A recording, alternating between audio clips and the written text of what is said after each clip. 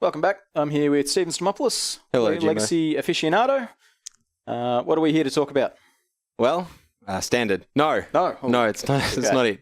We're going to talk some Legacy today. Yep. We've got the big Brisbane Eternal Weekend coming That's up. It's supposedly a Black Lotus if there's enough players. Should be sweet. So probably want to take this one seriously. You played a bit of Vintage. How much is a Black Lotus worth today? Lots. Lots. Yeah. Many thousands of dollars. Yeah, it's the official figure. Yep. You heard it here. Lots.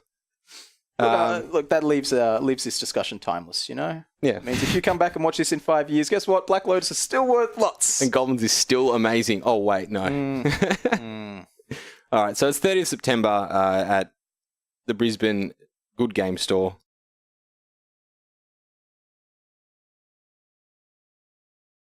Maybe we should talk about the format then. Yeah. So, Legacy.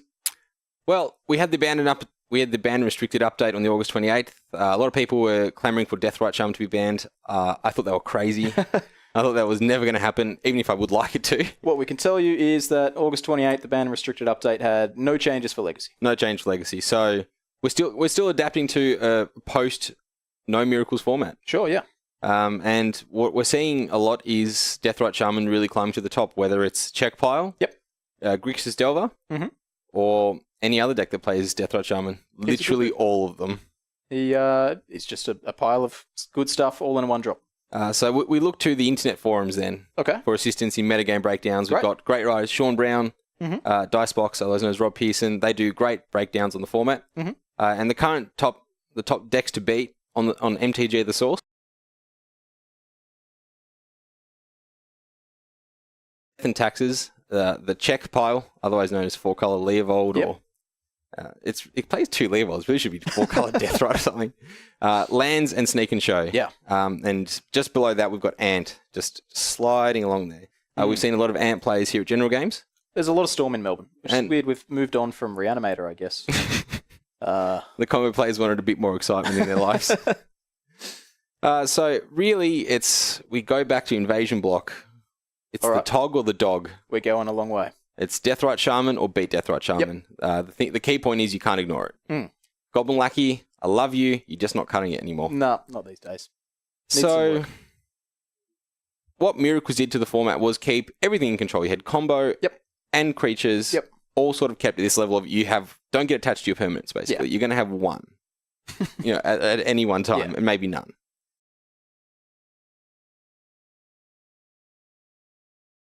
All of the format. Yep. Then, And so now we're just coming to terms with, well, my Deathrite Shaman's probably going to live forever.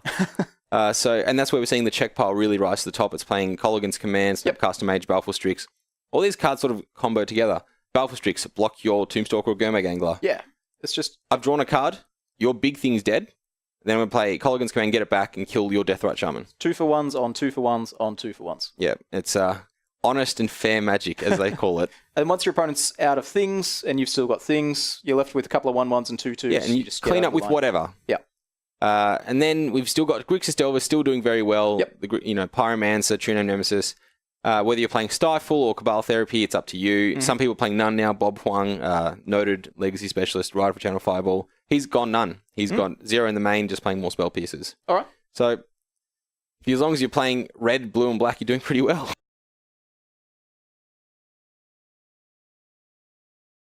Let's see. We could just go with some silly combo decks. Play some Grizzlebrands. Play some Grizzlebrands.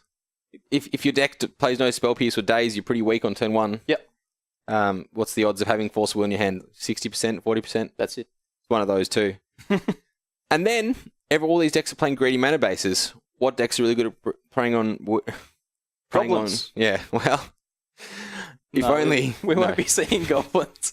So- But no, other wasteland decks. So you're looking at things like lands. You're looking at things like death and taxes. Yep. And then we've even got the mono red stompy decks. So we've got Blood Moon decks, Chalice decks, Trinisphere decks. Yep. Even Eldrazi, something like they can just go over the top and ignore it. Balfour Strix is obviously a big beating for Eldrazi. Yep. But as we've seen again on General Games, is excellent coverage. Sometimes you just come out too fast, too quickly, too early. Yep. And the control deck sits there going, whoa, what am I going to do? Yeah. And that's it, For sure. Uncounterable 5/5s on turn 3 are pretty good. Yeah. Usually with For the Brisbane event. Yes. The first of which being the Planeswalker rule update. Now, what this means is that all Planeswalkers are retroactively changed to Legendary, and there is no Planeswalker uniqueness rule. This means that you can have a Liliana of the Veil and a Liliana of the Last Hope. You can have a Jace the Mind Sculptor and a Jace Balerion, or a Jace Prince Prodigy / Or something. Architect of Thought.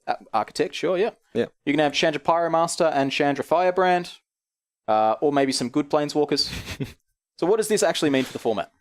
Well, it means we can have Liliana of the Veil and Liliana of the Last Hope, Yep. both known power stars in the format. Absolutely. Hit ya, the old 1-2.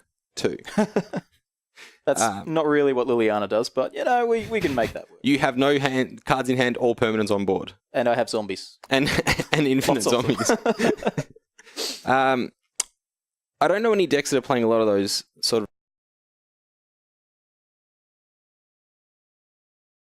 Liliana Veil is good against a sort of an empty board state or a very diminished board state. Is this, again, a symptom of Miracles not existing anymore? I think so. I think the big thing is Deathrite Shaman pushes your board state well ahead of what you usually were. So if we look back to the days of Team America, say 2009 to 2012, before Deathrite Shaman, you could very easily turn 1 Delver, turn 2 Him to Torak, and turn 3 Liliana, and that would be the death knell for a lot of decks. Yep. I know you and I were playing a lot back then. That beat us when we were playing Goblins quite a lot. Now the board states sort of just come out really quickly. Yeah. And sometimes turn 2 Him to Torak just doesn't do very much against combo. So you can't always have turn 1 Deathrite Shaman, Spell Pierce, and Him to Torak. All at once? Or That'd be pretty good. That'd be pretty good. a deck that I'm thinking could rise, though, is Tezzerator. Tezzeret. All right. So 2 very good Tezzerets in...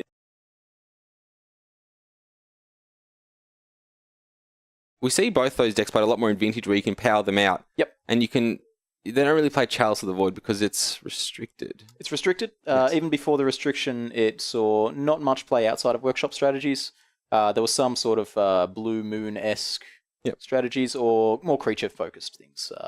Death and Taxes-esque. Sort of walking fish, that sort of thing. Okay. Well, the big problem that Tezzerator in Legacy has is it's playing Chalice of the Void, but it can't play Brainstorm. Sure. It's playing blue, but it can't play Spell Pierce. Yeah, sure. What this means is that your deck's sometimes inconsistent. Sometimes you draw 3 Ensnaring Bridges and they just bolt you to death.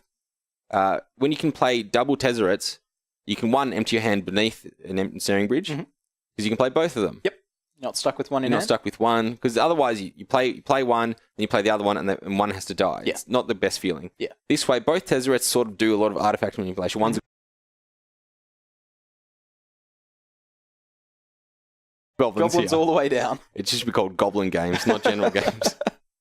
I'll let the boss know.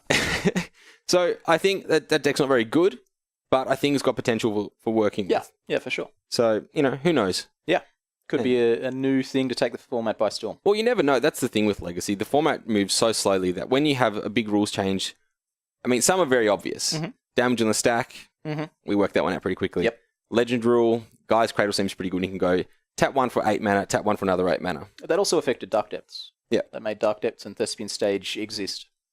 Well, that's another rule that's changed, actually. Actually, yeah. I mean, this one may not be as relevant. So, I think you'd be surprised. okay. So the new ruling is Blood Moon / Humility and Titania's Song, speculatively, won't affect things like Cavern of Souls or Dark Depths or Shockland. Using a creature type, no paying life, none of that nonsense. It's a mountain. So what happens when you play, or you don't play, when you put Marit Lage into play? Dark Depths, sorry. Put a Dark Depths into play. It's got no counters on it. It's a mountain. With Blood Moon, obviously. Yeah. Yep. So it's a mountain. And then what happens when the Blood Moon dies? You've got a Dark Depths with no counters on it. Is that good? Well, what happens then? You see, you sacrifice it. Yep. And if you do, you make a 20/20. So there's this thing with lands. Yeah. Because the deck's called lands. And Okay. it's just not playing basic lands. We're Blood going Moon's deep here. really good against Yes. non-basic lands. Now, usually, Blood Moon would be an absolute beating against lands. Yep. They would have to work really hard to get out of it. They only play 1 basic, Forest sometimes 2. Yep. And the Mox Diamond. So if you get them online, well done. Now, and they've always played 4 Crows and Grips. Yep. Now, if you play Blood Moon, play Dark Depths on purpose because you're having fun with this. 0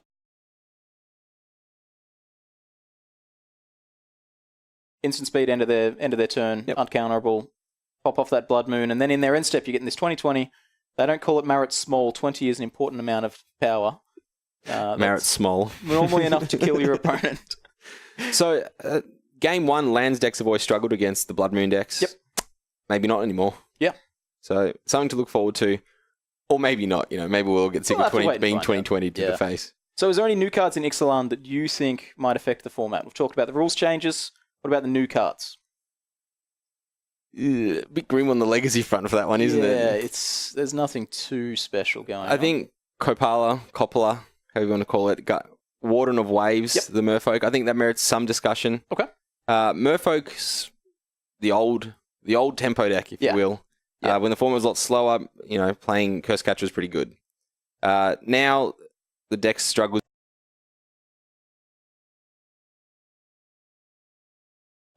Then wants to play a Lord. Yep. And wants to play another Lord. Mm-hmm. And play another Lord. That's interesting. Maybe Silvergill Adept. Okay. And draw another Lord. And then file that Lord in. So the sum is definitely greater than...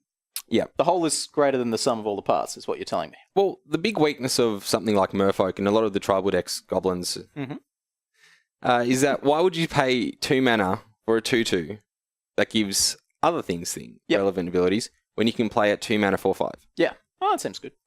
And the reason is, they're greater than some of their parts. Yeah. So with 2 of them, you got 2 3/3s. Yep. 3 of them, you got 3 4/4s. And all of a sudden, the Automorglyph looks pretty stupid because you can't block any of them and you're taking 12. And then there's also True Name Nemesis. That guy's pretty good. Important dude. Important card. So the thing is that Fatal Push, Lightning Bolt, Red Elemental Blast, Abrupt Decay, Swords of Plowshares, these cards have existed forever. Mm-hmm. Efficient 1-for-1 removal.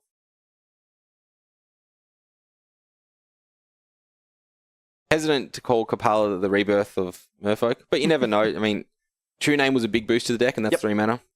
And if you can go turn 1 Curse Catcher, turn 2 Silvergill, turn 3 Coppola, and just spam some Lords, you're in a good shape because Swords of Plowshares now costs 3 mana. Yep. It's Suppression Field for removal. Notably, it does affect Abrupt Decay. It doesn't counter the spell unless you pay 2. It simply adds 2 to the cost of it. Yep, so it's good. It's not Chalice of the Void in that respect. Yep. It's more of the Sanctum Prelate side of things. How does the rules work with... So it says, spells your opponents cast at target a Merfolk you control cost 2 more to cast. Yeah. If I cast a True Name Nemesis, Your Honor, can you Red Blast it for 1 mana? Yeah, it's not a Merfolk, it's a Merfolk spell. Okay. So if it says a Merfolk you control, that has to be a permanent in play. It's not a card in your graveyard, not a card in your hand, not a card in your deck, or on the stack.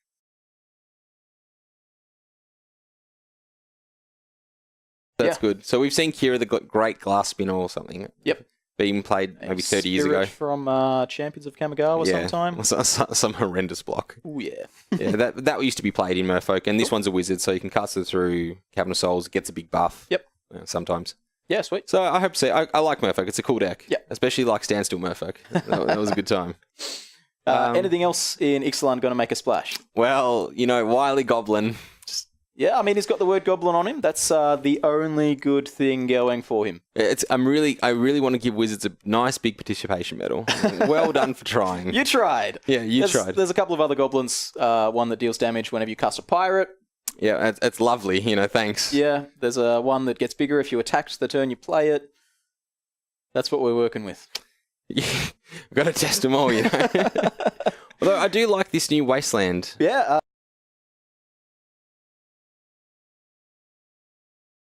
Between Ghost Quarter, Wasteland, and Thespian Stage, it hits. It's a land that if taps for colorless mana, two colors or 2 of any color, I guess, and tap it, destroys target non-basic land. Each player gets to search their library for a basic land. Each player. That's really cool. So my Delver deck has 0 basics. Oh, that's okay. And my Goblin deck has 4. Yeah. So if I Wasteland you, I get to go back up to land, back up a land. You're down 1, I'm up 1. Yep. I can cast my Goblin War Chief. Now, it costs some mana. That's a problem. Costs 2 mana, that's right. But I've always found that Wasteland is sort of terrible in Goblins now, and Rashad Import's the better card. Sure. Because I'm trying to build my mana while... Yep. You don't want to take yourself off mana. Lackeys just aren't connecting as often. Aether Vials aren't sticking in play as often. So sometimes you actually have to pay mana for your spells. Yep. And maybe Death and Taxes can actually have a chance. It's possible. With this deck, with this card. All right.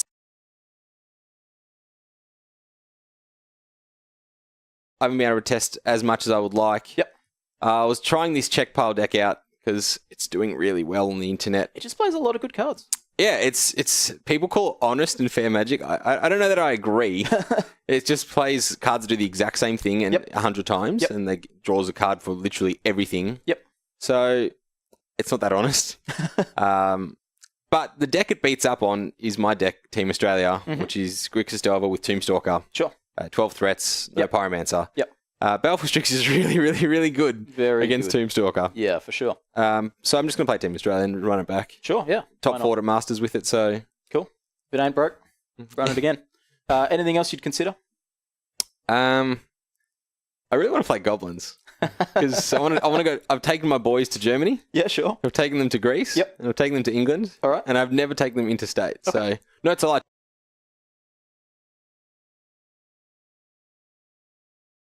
It was just any block. Bring your own block. I brought Onslaught. Ooh, that's a good. It was doing amazing before I had to drop to go to F&M. That's a good decision. Burn, I think, is actually surprisingly really well positioned. Yeah. I've been told by a local friend in Brisbane that for these sort of events, big combo comes out a lot. Okay. So Burn's pretty terrible against combo, obviously. Yep. But if you hit Team Australia, check pile, death and taxes. Yeah, you're going for the Lava Spike, target you. Yeah. You're going for the decks that are beating up on the combo decks. Yeah, and I don't think Death and Tax is particularly well positioned, but I know Jack Jiggins will top 8 anyway. It's just the man can't be stopped. All right. Anything you wouldn't recommend playing in Brisbane this weekend? I think Reanimator's really, really not doing well right now. Yep. I think it's being overhated. Okay. And I say this last night, Stephen Capavilla 4-0'd with Blue-Black Reanimator. Sure. But I think everyone knows about Red-Black Reanimator. Yep. It's always got the surprise factor.